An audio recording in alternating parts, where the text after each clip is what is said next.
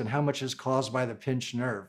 Because sometimes there will be a pinched nerve, and the pinched nerve really doesn't come into play. It rarely does. The only time it does is if there's loss of bowel or bladder function. That incontinence means that, hey, that's time for surgery, or if there's instability. But otherwise, there's no rush to surgery. A surgeon would be very wrong to suggest surgery in that situation. It's a leaky disc that causes the symptoms. With or without a pinched nerve, it's the leaky disc that causes the symptoms. There's been many studies that have shown that.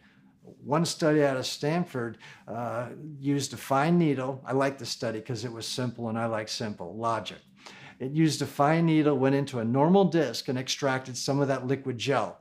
Then squirt that gel on a spinal nerve. Without any pinching, without any pressure, that caused symptoms of radiculopathy, symptoms of sciatica. It caused muscle weakness, muscle atrophy, even loss of the deep tendon reflex. It even caused abnormalities of that nerve test called the EMG nerve conduction study. Now, I was taught through the years that if that EMG nerve conduction study is abnormal, green light to go for surgery.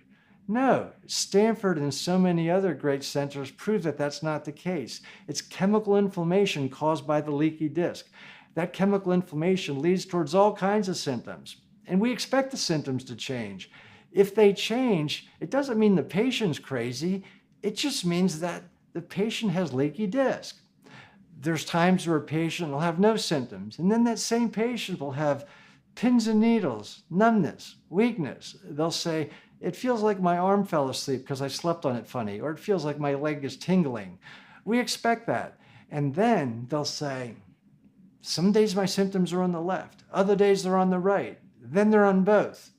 And it's the funniest thing, because if one goes back to any of the spine surgery textbooks written just 2 years ago, it'll tell the doctors those patients need referred to inpatient psychiatry. It'll recommend antidepressants and referring them for counseling. No, it's not the patients with the problem. It's just the fact that the physicians need to understand it's the leaky disc. These are real patients. They have real symptoms. Their symptoms change. They go left, they go right. Sometimes they're severe, sometimes they're negligible. Pins, needles, numbness. That's what we expect. You're not crazy. You're not depressed. If you have those symptoms, you have leaky disc syndrome. And that's what the majority of patients have who are with symptoms enough that they're disabled. And that's why we sought out to find the treatment, the Discseel procedure, to treat leaky disc symptoms so that patients could have long-standing relief.